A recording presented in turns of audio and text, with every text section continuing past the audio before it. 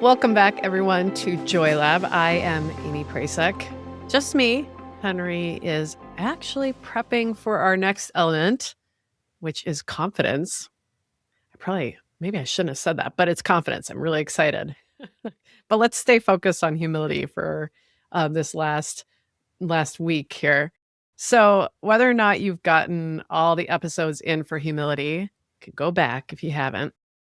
I'll give a really quick recap that can help us kind of harvest what we've done. So here's some key takeaways. Humility is not a weakness. It's not about shrinking yourself. It is an accurate, grounded sense of self, not inflated, not deflated. That means you can let the world in, you can be in the world, really be in the world. More present, more yourself. There's 4 types of humility that we noted: relational, intellectual, cultural, and existential. And then we worked through those 3 ingredients to build up humility: knowing yourself, checking yourself, and going beyond yourself. With knowing yourself, we grounded that kind of self-knowledge in self-compassion, because as self-compassion researcher Dr. Kristen Neff wrote, you can look clearly at yourself when you're not afraid of what you'll find. So self-compassion creates that space for self-knowledge. We also talked about the difference between reflection and rumination. Our goal is compassionate self-reflection that supports self-knowledge, not rumination. And that's what we need to face some of the obstacles we explored that do make humility pretty hard, like the idealized self we discussed, and how we can just put up these impossible standards for ourselves, these expectations that are completely unfair and that really keep us in rumination and more critical self-focus. We also talked about the better than average effect, where we tend to be a little off in our self-assessment, and oftentimes in a way, and surprisingly, that makes us more right and other people more wrong. And so a big part of humility helps us to right size ourselves. That's a great term that Dr. Daryl Van Tongeren discusses as it relates to humility. So we're not downsizing or minimizing or aggrandizing. We are right sizing. You own your strengths, you own your weaknesses, and know that you have value, you have worth amidst all that, just like everyone else. The second ingredient we explored was to check ourselves. We got into the ego a lot more here, how our ego can show up when we're feeling threatened. Our ego threat rises. We can go into denial, deflection, shutting down, intellectualizing, and it's really common. It's okay. And it doesn't need to hold us hostage. It doesn't have to be some extreme bodyguard. Henry brought up that kind of bodyguard metaphor. We can invite our ego to stand down in many ways by shifting our threat response to a curiosity response. We can also pause when we feel that bodyguard step up and try to defend us at all costs. We can pause, we can breathe, and then we can ask ourselves, what would I think if I wasn't feeling defensive? It's such an interesting question to ask ourselves.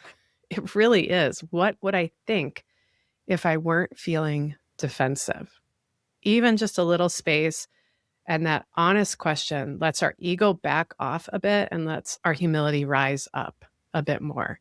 And that is 99.9% of the time a good thing. And then the final ingredient we explored to build up our humility was to go beyond ourselves.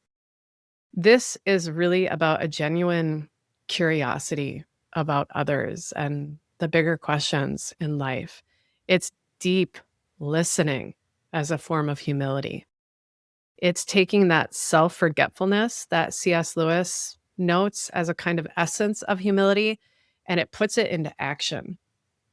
Because when we're not so consumed with ourselves, our world opens up.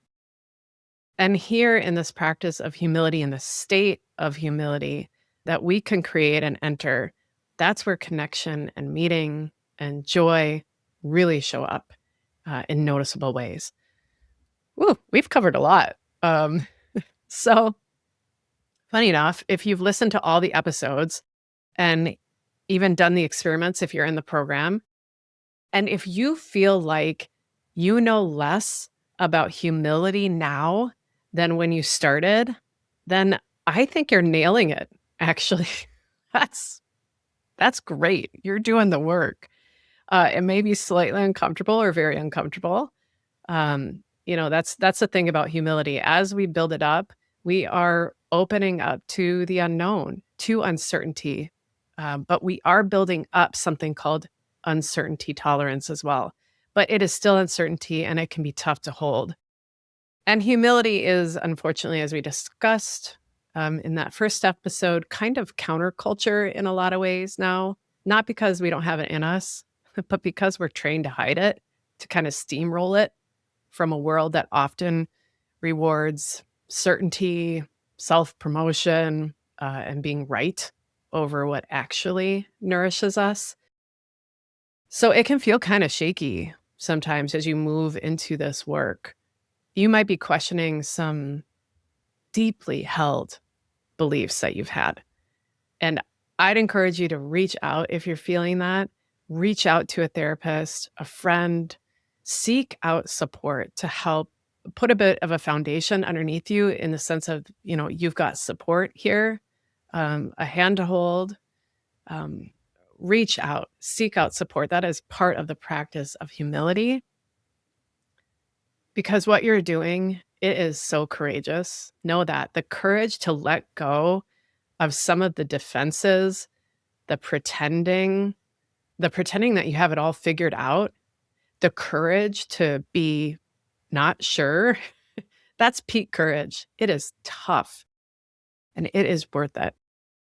If you're in the program, head over to the experiment for the episode and you'll find a really helpful kind of little meditation along with some prompts that offer a little bit more of that support and to help harvest your work that you've done. And all of us, let's keep working on our humility.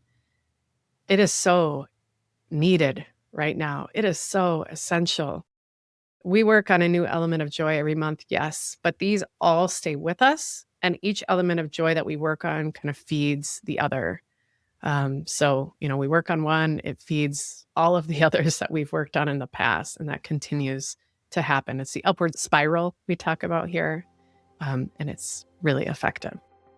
So to close us today, I want to share some wisdom from Rilke, some motivation to keep working on this. Keep tending to your humility because it will grow some good things for you. Here's what Rilke wrote. Be patient toward all that is unsolved in your heart and try to love the questions themselves. Thank you for listening to the Joy Lab podcast. If you enjoyed today's show, visit joylab.coach to learn more about the full Joy Lab program. Be sure to rate and review us wherever you listen to your favorite podcasts. Please remember that this content is for informational and educational purposes only. It is not intended to provide medical advice and is not a replacement for advice and treatment from a medical professional. Please consult your doctor or other qualified health professional before beginning any diet change, supplement, or lifestyle program. Please see our terms for more information.